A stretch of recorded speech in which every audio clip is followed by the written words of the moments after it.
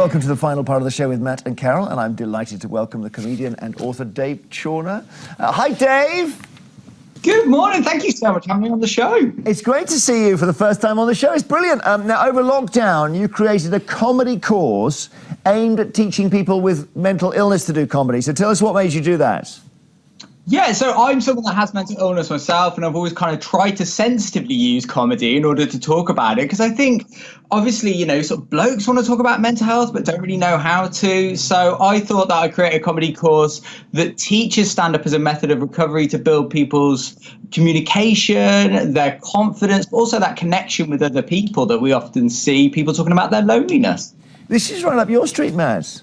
Yeah, I've talked quite openly and written openly, and I think even talked on your radio show about mental health and how I've struggled in the past. I think I went through a really difficult stage in about 2010-11, and then when the pandemic came, it was particularly tough for me because my worry has always been about doing harm to other people. And it's perhaps a little bit more solipsistic. It's not just altruistic as it sounds. But I had it really tough last year, and being able to talk about it and share it. And I think the idea of laughing about it, if you're laughing about yourself and expressing yourself about it, is a really good idea. So more power to your elbow. So you're performing at the Brighton Fringe Festival next week, Dave. Gosh, yes. Imagine that, a stage, an audience, people. It's going to be incredible. It's going to be incredible. I'm not going to lie though, Jeremy. Like, I actually kind of will miss Zoom gigs. Like, there's so many things about Zoom that I like. Like, I'm not going to get used to not being able to mute people and like pretend my internet connection's dropped when I don't want to have a conversation. So it's going to be weird, but I am so excited to be back, like in a live auditorium. And how does it work at the Brighton Fringe? I mean, is it a free gig or what? So people pay what they think the show is worth at the end. So you know that phrase, you get what you pay for. It's basically that. But especially over the last year with people being made redundant and stuff, I don't like the idea of people paying 10, 15 quid before they come in, before they know what they're going to get. So yeah, it's based on donation, what you think the show is worth. So if you think it's rubbish, it's free. All right, stay with us if you can, Dave. Carol, you got a story in the Telegraph. You're going to be prompted to do gender-specific or non-specific words when you are spell-checked. Is that right? It's quite cross, actually. Google are going to prompt users with its software to write in non-gendered language to make sure they don't offend people. It's saying that when you're writing a shared Google document, an online word processing tool will pop up the words that you actually should use. Now, this really annoys me because, you know, Google should not get to dictate what we say and how we say it. You know, I don't want Google suggesting edits to me. Well, you've got a spell check, right? So you not the same thing. That's what it basically is. Well, no, it's not. If it's saying that, you know, it's saying, you know, if you use the word chairman, for instance, it's going to prompt you with chairperson. And you'd be furious about that? Well, I'm not furious about that particular word, but I am, and it says here, there's nothing in that saying. They're also suggesting that you like to, I don't know what this means, you might, want to avoid something called a passive voice or offensive language. So if I use a word, I mean, one of their words that is offensive, they think is crazy and baffling. That's what they think is quite offensive. So I don't want to be told that I can't use those words. Dave disagrees. I can tell you disagree, Dave. Yeah, like, Carol, I don't want to have a go, but I mean, like, I don't see, is it that much of a problem? Like, you know, if you write down chairman, they just change it to most hated person in the company. I just think help people. The fireman, you wouldn't write fireman, you'd write firefighter, wouldn't you? There are lots of female firefighters. Instinctively, when you just said it, I would say fireman. Would you? But I think I wouldn't mind being, put right on that one. But it's just the idea that somebody that a company gets to dictate how I put things. Yeah, but you know, things have changed. Times are changing, Carol. Google already decides what you're looking at. When you put something into Google, it will be different to your research results, will be different to what my search results will be, because they're following various algorithms of what we've already been Googling. Yeah, but I know it's different, but it's important to remember we are sort of the puppets here. All right, but listen, I've got a question. If I'm happy to have suggestions. Where I draw the line is fishermen. I'm not writing Fisher people. But I think that, Dave, that's what you're recommending, is we're all going to be saying Fisher people. I do think that there is a dual standard here, because if you sort of say, oh, the doctor came, and someone goes, oh, what did he say? Rightly, people will call you out and go, it could be a she. But if you said, oh my God, the thief just snatched my bag, and someone goes, where did he go? No one's going, or she. Well, and I think there has to be an equality there. But if somebody, we've got to stop using the word offended by. If somebody said the doctor, they make a presumption, okay, it's a bit of a sexist one, but it's not really offensive. You know, we're using the word offensive in too many areas now. But what do you call a woman who is a fisherman then? You call them a fisherman. Yes, you call I think them we've had that confirmed by a fisher person who is female. I think they said that they would also be called fishers, like instead of fishermen. A fisher. So a fisher. But can you see why there is still... I get the anti-PC brigade get furious with it and they'll be on your side.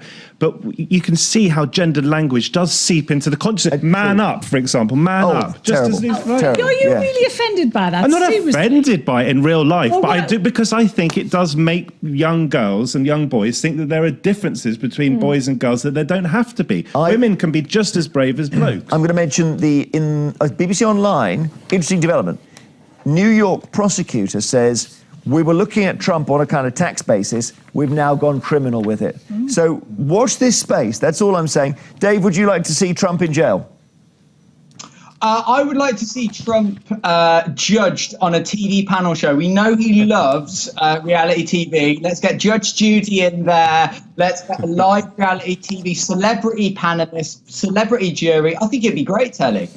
Martin on BBC Sport, very touching story about Kyan Prince. It's my local football club, QPR, Queen's Park Rangers, and this is a former youth player called, as you say, Kyan Prince.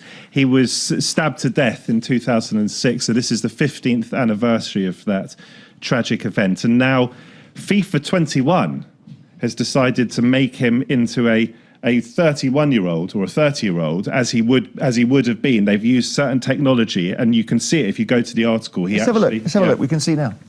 So I think see the man Kyan was destined to become. Find him in FIFA as the face of JD in match attacks and on the team sheet at QPR.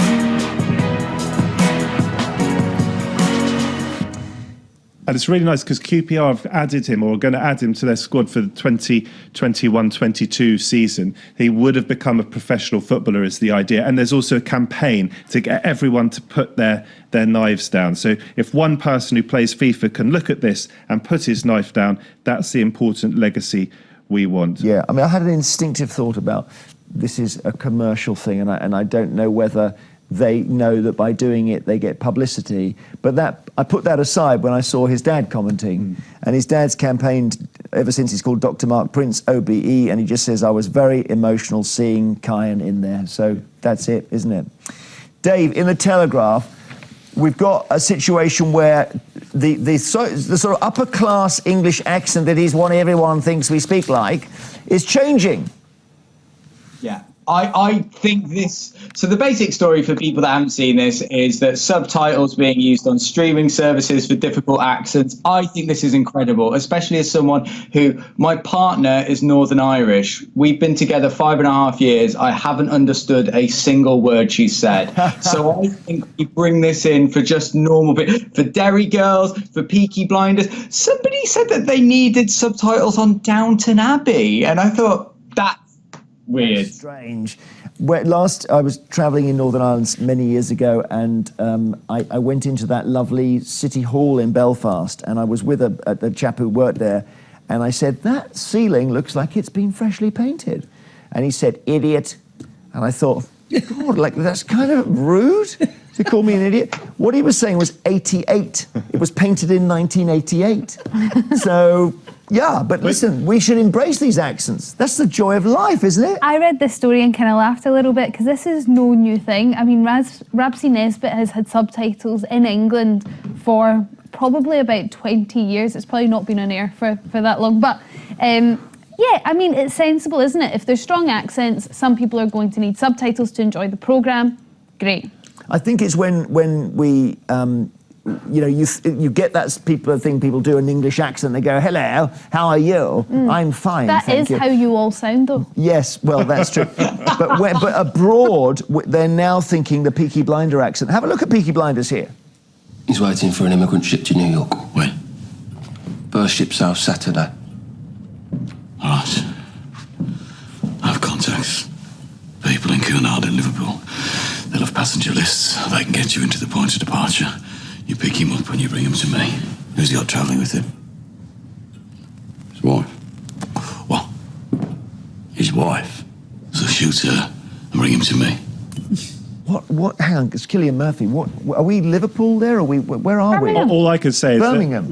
Didn't sound Brummy to me. that I've watched quite a bit of TV or series with my girlfriend during lockdown, and if it's set outside the southeast, she insists on subtitles. Wow. Isn't that bad? That's shocking. Outed on national TV. Dave, are you a subtitles person when you usually watch TV? Absolutely not. I can't concentrate on what's going on. And actually, Peaky Blinders is a really good example because my dad was a Brummie, so I felt very at home watching that show, even if the Brummie accent does sound like you've got a sock in your mouth and you're falling down a well. But I think other people, like my girlfriend, couldn't understand a word what was going on. Well, The Wire was the classic, wasn't it? Where you had to have subtitles for The Wire. Did you ever see that? I don't know if I did watch It's how The Wire, actually. it was 5 or 6 seasons. I mean, this is how we discovered Idris Elba, wasn't it? The Wire. And Dominic West. Yeah, that's right. And you need the Sometimes are good though, because subtitles. I'm married to a Bosnian, you know, who doesn't understand some of the words that regional accents have, which are entirely different to the actual word. So we have to have them on for a lot of stuff. No, I think so. The only thing, just while we're on subtitles, this is great. We're just nailing everything today. Is when they have the dialogue is fine. So line of duty, you don't want to miss anything. Oh my subtitles. God, yeah. But then they do some sort of background music, and the subtitle says low hum in brackets. I don't need to know that. No, don't need I to can know hear that. the hum.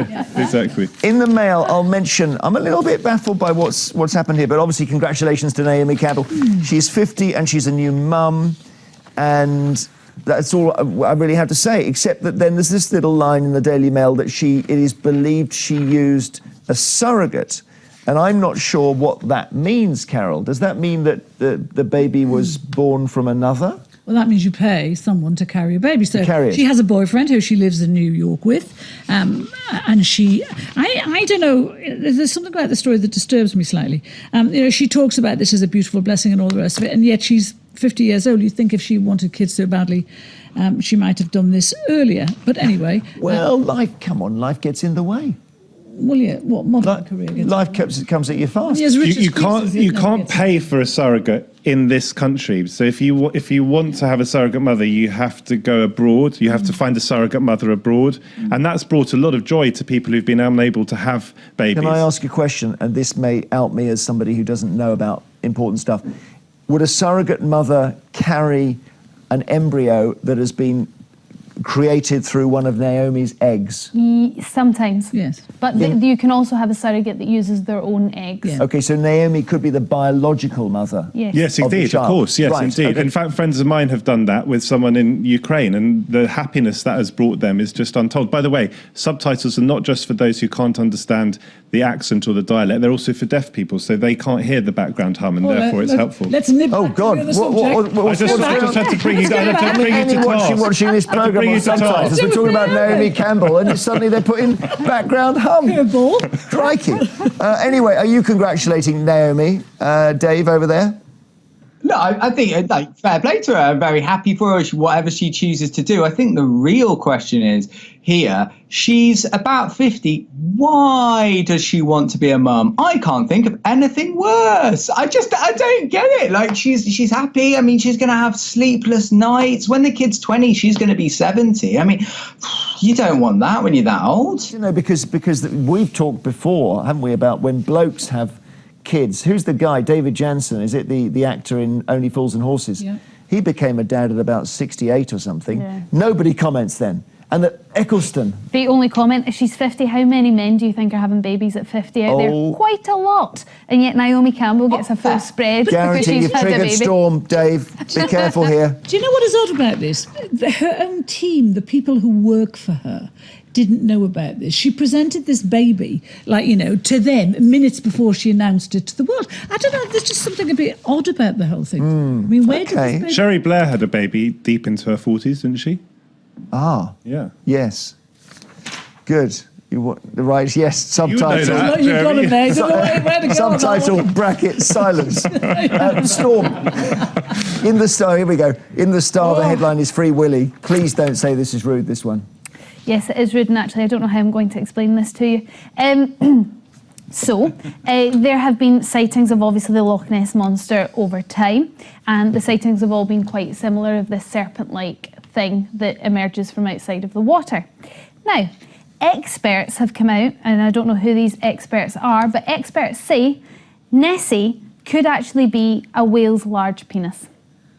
So that's basically the story. Experts have come out and said that whales' penises can be up to 1.8 metres long, and sometimes during mating season will come out of the sea and out of the water in a sort of serpent-like manner. So sometimes when we think we've seen the Loch Ness Monster, it is actually an excited whale. So they're all curvy. I mean, all this. Well, that's what I think when they're 1.8 metres, that sort of just a bit droopy. Might be a little bit droopy. No, but they're wavy. They're all kind of, like this. Maybe it's been practicing. I mean, the whale is on its back. It's a trick. But they don't have whales in Loch Ness, do they? Well, this is why I think that the comparison between the Loch Ness Monster and what they're saying about a whale's penis might just not join together that well, because there's no way of getting a whale into Loch Ness. I'm not sure why. And the other thing is, we hate to knock the stories, but the experts who are quoted are never named in the article. No, we have no idea who these experts are. It's like somebody on the next desk at the Daily Star.